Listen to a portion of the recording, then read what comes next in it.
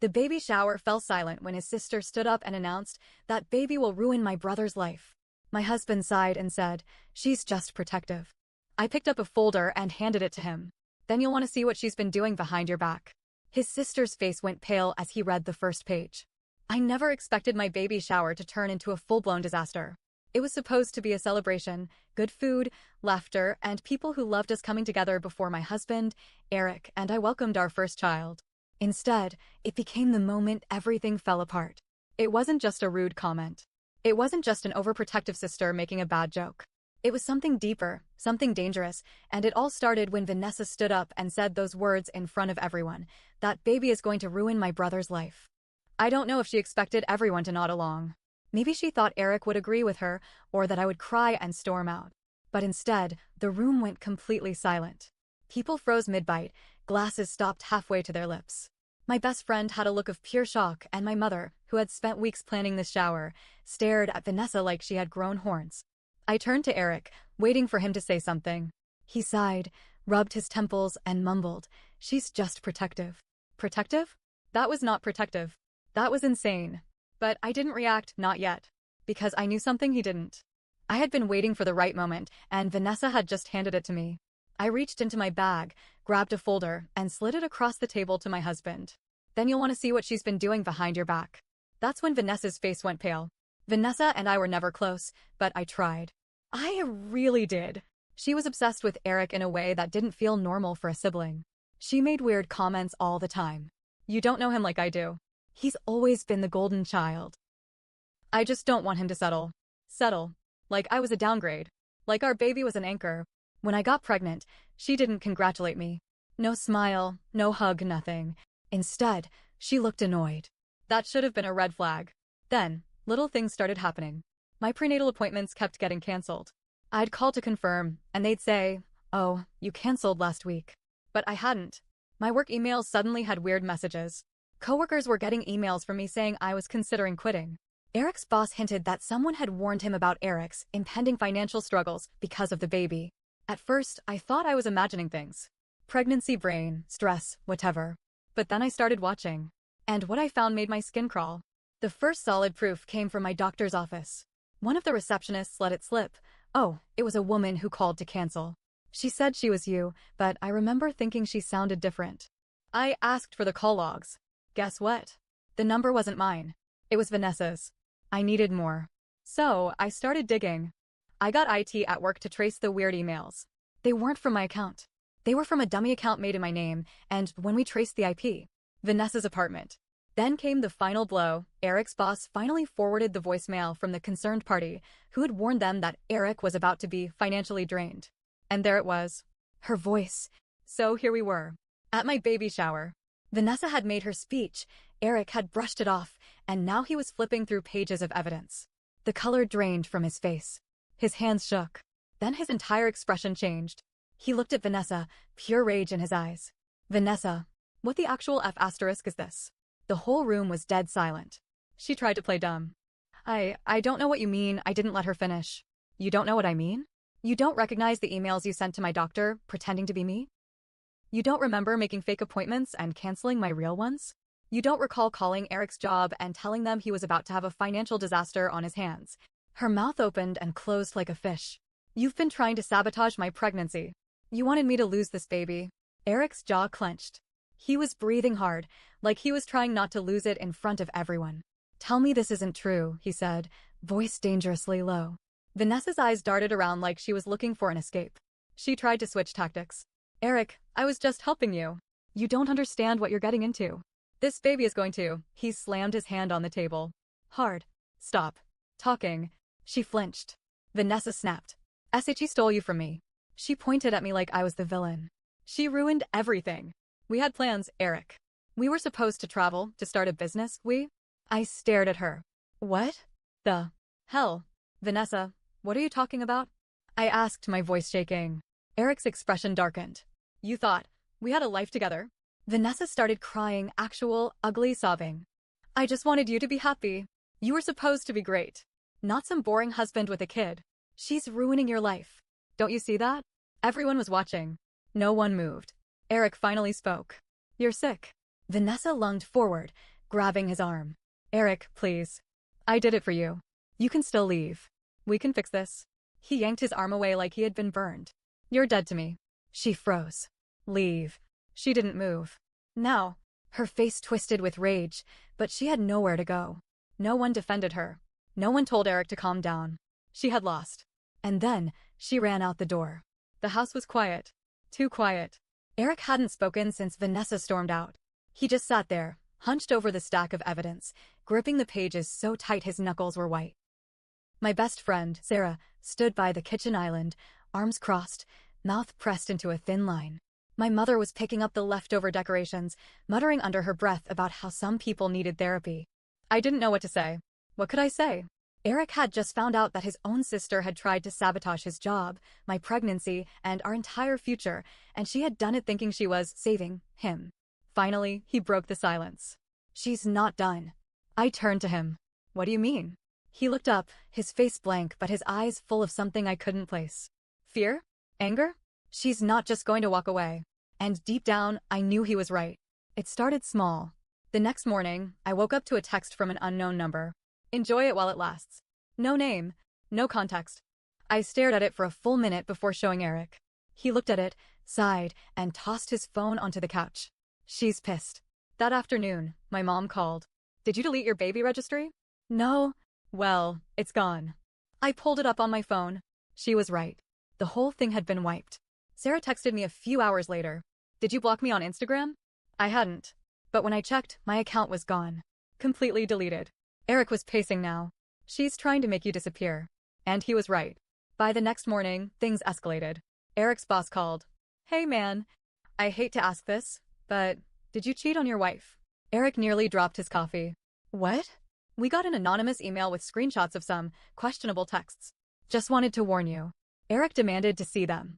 And sure enough, someone had photoshopped a fake conversation between him and some random woman, making it look like he had been sneaking around. It was sloppy work, but it didn't matter. The damage was done. Then, the cops showed up. A wellness check. We got a report that a pregnant woman at this address was being abused. I nearly choked. Eric froze. Excuse me? The officers looked uncomfortable. The caller was very concerned. Said you were trapped. That your husband was controlling and dangerous. I couldn't believe it. Vanessa had called the police on my husband. It took half an hour to convince them that everything was fine. When they left, Eric sat down at the kitchen table and put his head in his hands. She's losing it. And then, the final straw. 2 weeks later, I had a routine checkup. I was in the waiting room, flipping through a magazine, when a nurse walked up. Mrs. Carter? Your husband called. He said he'll be here in 5 minutes. I blinked. My husband. Eric wasn't coming. He was at work. The nurse nodded. Yes, he wanted us to wait before taking you back. Said he wanted to be here for the ultrasound. Chills ran down my spine. I need to make a call. I stepped outside and immediately dialed Eric. Hey, babe, what's up? Did you call the hospital? What? No. Why? I turned and looked through the glass doors. A woman was standing by the front desk, talking to the nurse. Vanessa. She was here. I walked back in, heart pounding. Vanessa. She turned, startled. Then she smiled. Oh! I was just checking in on you. Lies. I glanced at the nurse. What did she tell you? The nurse hesitated. She said she was your emergency contact. I felt like I was going to be sick. Eric's voice was still on the phone in my hand. I put it on speaker. Vanessa, get the hell out of there. Her smile faltered. Eric, you're overreacting. No. I'm done. You tried to cancel her appointments. You tried to get me fired. You called the cops on me. And now you're showing up at her hospital. The nurse was now looking at Vanessa with suspicion. Ma'am, you're not listed as her emergency contact. Vanessa's face turned red. I just wanted to help. The nurse frowned. You need to leave. Vanessa glared at me. You're ruining him. No, I said. You are. She stormed out. The nurse turned to me wide-eyed. Do you want to update your emergency contact? I nodded. Yes. And please, put a note in my file. Do not let her near me again. After Vanessa was kicked out of the hospital, I thought she'd back off. I thought maybe, just maybe, she'd realize she'd lost. But some people? They don't know when to quit. A week later, I woke up to sirens outside our house. I threw the blanket off, my heart racing. Through the window, I saw flashing red and blue lights reflecting off the pavement.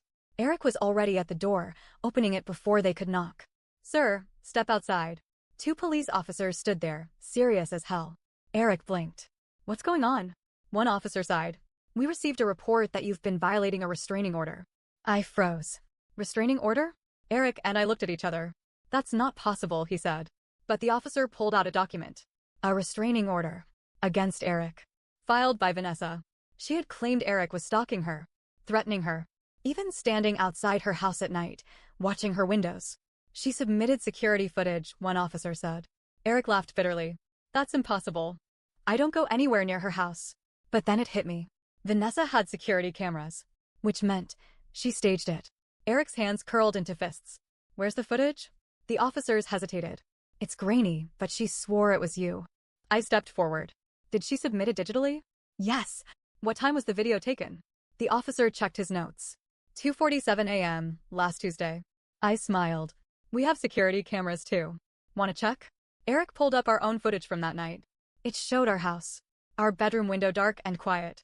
At exactly 2:47 a.m., Eric was asleep in bed, with me right next to him. One of the officers exhaled sharply. Well, that's interesting. His partner was already on his radio. Dispatch, we're gonna need to follow up on that report. 5 minutes later, they were gone. And Vanessa? She was about to have a very bad day. The next morning, Eric got a call. From the same officers. Just letting you know, she's been arrested for filing a false police report. I had to sit down. Wait, what? Yeah. Turns out the security footage she provided? It was manipulated. Her own neighbors had Ring cams, and they caught her staging the whole thing. She was outside in a hoodie, pretending to be you. Eric let out a long breath. Jesus. Then the officer added, almost as an afterthought, oh, and one more thing. You might want to check your credit cards. My stomach dropped. Why? Because Vanessa tried to open a loan in your name last week. I ran to my laptop, logged into our bank account, and boom. There it was. An application for a $15,000 personal loan. Filed under Eric's name. Using his social security number. And the bank? They had flagged it as suspicious because the phone number listed was not ours. Eric sat down hard in the chair. She's actually insane. I could feel my pulse in my temples. She had tried to frame him. Tried to get him fired. Tried to turn the police against him. And now? She was trying to ruin us financially. That was it. We were done playing defense. Eric did something I never expected. He called Vanessa's fiancé, Nathan, the poor guy who had been sucked into her nightmare world. Nathan picked up on the second ring. Hey, Eric. Eric didn't waste time. Do you know where Vanessa is right now? Nathan hesitated. No? She said she was out running errands. Eric leaned back. She's in jail. Silence. Then what? Eric calmly explained everything. The fraud. The restraining order scam. The financial mess she tried to create. Nathan listened. Didn't say a word. Then, in the quietest voice, he asked, can you send me proof? Eric sent everything. And a few hours later, Vanessa's entire world started crumbling. By that evening, Nathan had broken off the engagement. Told her parents everything. Filed a restraining order of his own. Vanessa came home to an empty house.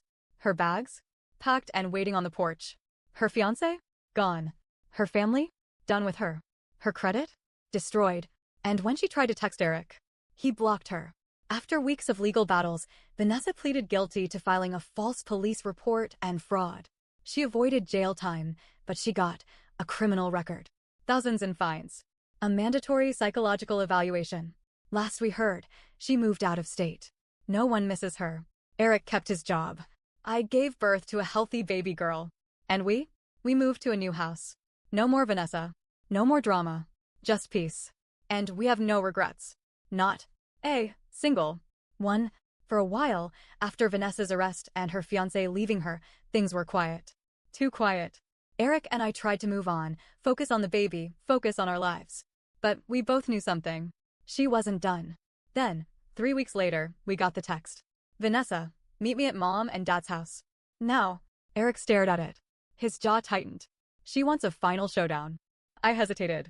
Maybe we should ignore her. No, he said. If we don't end this now, she'll never stop. And I knew he was right. So we went. We pulled up to Eric's parents' house. Vanessa was already waiting outside, pacing. Her face was pale, her eyes wild. Inside, the whole family was there. Eric's mom, his dad, his brother, a few aunts and uncles. They all knew what had happened. And nobody was on her side anymore. Vanessa stood in the middle of the living room, arms crossed, lips pressed together. The moment we walked in, she let loose. Are you happy? Eric didn't blink. Define happy. You ruined my life. I laughed, sharp and humorless. Oh, you did that all by yourself. She whirled on me. You took my brother from me. You turned him against me. Eric stepped forward. Vanessa, stop. No, you don't get to tell me to stop. Not after what you did. She grabbed her phone, pulled up a bank account statement, and shoved it in Eric's face. Do you see this? Do you see this? I have nothing. I lost everything because of you. Eric looked at her like she was a stranger. You lost everything because you tried to destroy my family. Her breathing was shaky. I was trying to protect you. Eric's voice cracked. From what, Vanessa? From my wife? From my kid? She flinched. For the first time, I saw something in her face. Something like doubt. Eric shook his head. You can't control me. You never could. And you sure as hell can't control my family. His mother, who had been silent this entire time, finally spoke. Vanessa, why? Just, why? The whole room was staring at her now. She looked trapped. Her eyes darted around, like she was trying to find an excuse. And then, she broke. Because I was supposed to be the one who took care of him. Silence. Dead silence. She looked at Eric, eyes shining with something between fury and desperation. I was supposed to be the one you needed. Not her. I felt ice crawl up my spine. Eric looked like he had been punched in the gut. Vanessa. I was never your responsibility. She shook her head violently. No, you don't understand. I spent my whole life protecting you. Mom and Dad always put everything on me. I was the one who kept you safe. I was the one who made sure nobody hurt you. And then SHE comes along, she pointed at me, tears streaming down her face now. And suddenly I don't matter anymore. I saw it then. This wasn't about me. Not really. Vanessa wasn't just controlling. She was lost. Eric exhaled shakily. I love you, Vanessa. I always will. But you don't own me. She let out a choked sob. I don't know who I am without you. And for the first time, I felt something I never expected to feel for her. Pity. Eric's mom stepped forward, tears in her own eyes. You are our daughter. You are Vanessa. But you need help. And you need to stop hurting people before it's too late. Vanessa looked at all of us. At her parents. At her brother. At the family she had driven away. And for the first time, maybe ever, she looked ashamed. Vanessa didn't apologize that day. She just walked out. But she didn't fight anymore. The police case moved forward. She was sentenced to community service and court-mandated therapy. Nathan, the ex-fiancé, never spoke to her again. She moved to another city, cut off contact with almost everyone. And as far as I know, she's still trying to figure out who she is. Eric and I moved to a new house. A new start. Vanessa is no longer in our lives. And for the first time in a long time, we are free. There's no dramatic ending. No perfect closure. Just peace. And after everything, that's all we ever wanted.